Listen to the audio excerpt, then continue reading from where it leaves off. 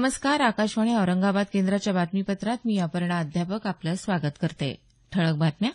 कायद्याचं उल्लंघन करणाऱ्या कोणालाही संरक्षण न देण्याचे सर्वोच्च न्यायालयाचे आदेश. प्रधानमंत्री वय वंदना योजनेला कालपासून प्रारंभ. बालकांचा मोफत आणि सक्तीच्या शिक्षणाचा अधिकार सुधारणा विधेयक काल लोकसभेत मंजूर.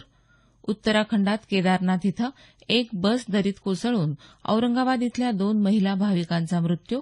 आणि वस्तू आणि सेवा कराच्या अंमलबजावणीत सर्व व्यापाऱ्यांनी योगदान द्यावं, केंद्रीय गृहराज्यमंत्री हंसराज अहीर. आता सविस्तर बातम्या. कायद्याचं उल्लंघन करणाऱ्या कोणालाही संरक्षण न देण्याचे आदेश सर्वोच्च न्यायालयानं केंद्र आणि राज्य सरकारांना दिले आहेत. गोरक्षकांवर नियंत्रण ठेवण्याची मागणी करणाऱ्या याचिकेवर काल झालेल्या सुनावणीदरम्यान न्यायालयानं केंद्र आणि राज्य सरकारांना गोरक्षेच्या नावाखाली होणाऱ्या हिंसक घटनांबद्दल उत्तर देण्यासही सांगितलं आहे.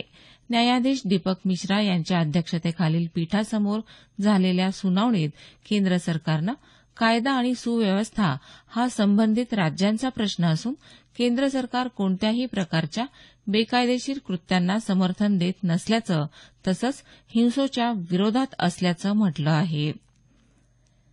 प्रधानमंत्री वय वंदना योजनेला कालपासून प्रारंभ झाला. केंद्रीय अर्थमंत्री अरुण जेटली यांनी नवी दिल्लीत या योजनेला प्रारंभ केला. 60 वर्षांपेक्षा अधिक वय असलेल्या नागरिकांसाठी असलेल्या या विशेष निवृत्ती योजनेअंतर्गत ठेवीदारांना वर्षाकाठी 8% परतावा मिळण्याची हमी आहे. ही योजना भारतीय आयुर्विमा महामंडळामार्फत राबवली जाणार आहे. लोकसभेत काल विरोधी पक्षांनी शेतकऱ्यांना संपूर्ण कर्जमाफीची मागणी करत घोषणाबाजी केली. काँग्रेस सदस्यांनी कृषीविषयक मुद्द्यांवर चर्चेची मागणी लावून धरली. अध्यक्ष सुमित्रा महाजन यांनी या गोंधळातच सदनाचं कामकाज सुरू ठेवलं. बालकांचा मोफत आणि सक्तीच्या शिक्षणाचा अधिकार सुधारणा विधेयक काल लोकसभेत मंजूर झालं.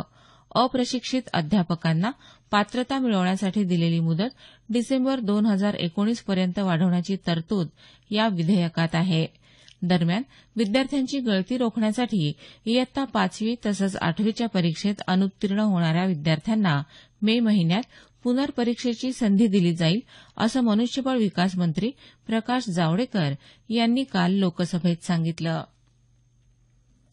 मुंबई लातूर एक्सप्रेसचा बीदरपर्यंत झालेला विस्तार रद्द करण्याची मागणी लातूरचे खासदार डॉ. सुनील गायकवाड यांनी काल लोकसभेत केली.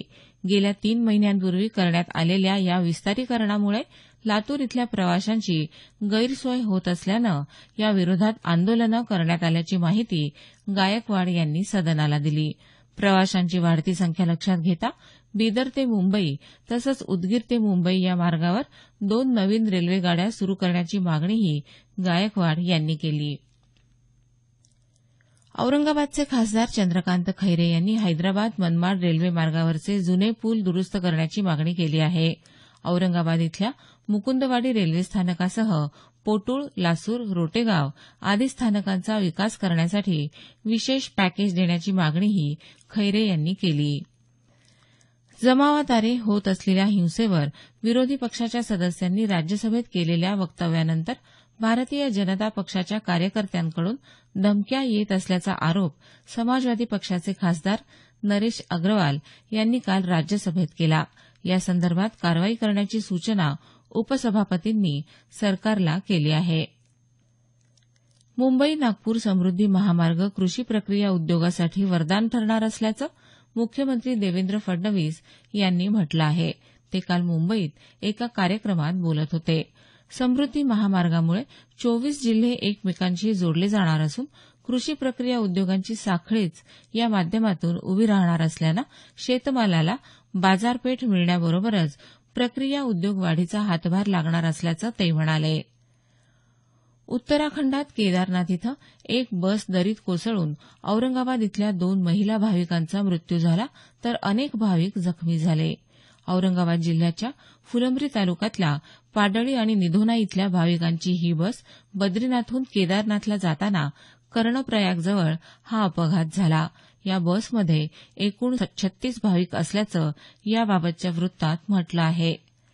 हे बातमीपत्र आकाशवाणी औरंगाबाद केंद्रावरून प्रसारित केलं जात आहे. आमचं हे बातमीपत्र newsonair.com या संकेतस्थळावरही उपलब्ध आहे. जनभावनेनुसार प्रत्येक कायद्यात बदल सुधारणा होत असतात. त्यामुळे वस्तू आणि सेवा कराच्या अंमलबजावणीत सर्व व्यापाऱ्यांनी योगदान द्यावं, असं केंद्रीय गृहराज्यमंत्री हंसराज अहीर यांनी म्हटलं आहे. ते काल औरंगाबाद इथं वस्तू आणि सेवा कर कायद्यासंदर्भात प्रतिक्रिया जाणून घेण्यासाठी आयोजित कार्यक्रमात बोलत होते.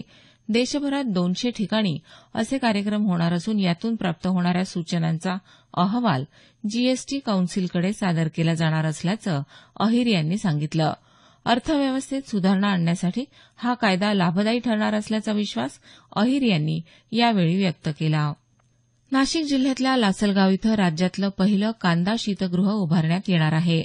लासलगाव खरेदी विक्री संघ आणि रेल्वे मंत्रालयाच्या कंटेनर कॉर्पोरेशन ऑफ इंडिया यांच्यात या शीतगृह उभारणीबाबत सामंजस्य करार करण्यात येत असून त्यानुसार लासलगाव खरेदी विक्री संघाकडून कंटेनर कॉर्पोरेशनला जवळपास 7 एकर जागा देण्यात येणार आहे. 2000 मेट्रिक टनांपेक्षा अधिक साठवण क्षमतेच्या या शीतगृहाचं येत्या 30 जुलैला रेल्वे मंत्री सुरेश प्रभू आणि मुख्यमंत्री देवेंद्र फडणवीस यांच्या प्रमुख उपस्थितीत भूमिपूजन होणार आहे. कुपोषणाची समस्या दूर करण्यासाठी आरोग्य अधिकाऱ्यांनी विशेष लक्ष देणं आवश्यक असल्याचं महिला बाल विकास मंत्री तथा बीडच्या पालकमंत्री पंकजा मुंडे यांनी म्हटलं आहे. बीड जिल्हा आरोग्य सेवा समन्वय समितीची मुंडे यांनी काल बैठक घेतली. त्यावेळी त्या बोलत होत्या. बालकांना योग्य आहार वेळेवर मिळावा यासाठी आवश्यक उपाययोजना करण्याच्या सूचनाही मुंडे यांनी केल्या. दरम्यान पालकमंत्री मुंडे यांनी बीड जिल्हा दक्षता समितीची काल आढावा बैठक घेतली. पात्र लाभार्थी धान्य पुरवठ्यापासून वंचित राहणार असतील तर अशा दुकानदारांची तपासणी करून दोषींविरुद्ध तात्काळ कारवाई करण्याची सूचना त्यांनी यावेळी केली.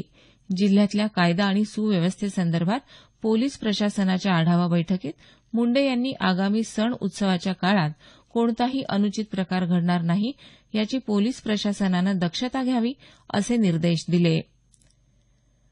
नाशिक जिल्ह्यात जोरदार पाऊस झाल्यानं जिल्ह्यातल्या धरणांमधून पाण्याचा मोठा विसर्ग केला जात आहे. नांदूर मधमेश्वर कालव्यातून 30,900 घनफूट प्रतिसेकंदपेक्षा अधिक वेगानं पाण्याचा विसर्ग सुरू केला आहे. हे पाणी जायकवाडी धरणात आज सायंकाळनंतर पोहोचण्याची शक्यता आहे. विविध प्रलंबित मागण्यांसाठी अंगणवाडी कर्मचाऱ्यांनी काल औरंगाबाद जिल्हा परिषदेवर मोर्चा काढला. यावेळी वेतनवाढीसह अन्य 15 मागण्यांचं निवेदन प्रशासनाला सादर करण्यात आलं. मागण्या मान्य न झाल्यास 11 सप्टेंबरपासून बेमुदत संपाचा तसंच आहार वाटप बंद करण्याचा इशारा मोर्चेकऱ्यांनी दिला. केंद्रीय ग्रामीण विकास मंत्री नरेंद्रसिंग तोमर यांच्या अध्यक्षतेखाली स्थापन करण्यात आलेल्या महात्मा गांधी राष्ट्रीय रोजगार मनरेगाच्या केंद्रीय परिषदेच्या सदस्यपदी आमदार पाशा पटेल यांची नियुक्ती करण्यात आली आहे.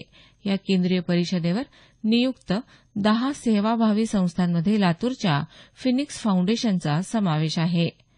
जालना शहरातून वाहणाऱ्या कुंडलिका नदीचं पुनरुज्जीवन करण्यासाठी तातडीनं पावलं उचलण्याच्या सूचना राज्याचे पाणीपुरवठा आणि स्वच्छता मंत्री तथा जालना जिल्ह्याचे पालकमंत्री बबनराव लोणीकर यांनी दिल्या आहेत.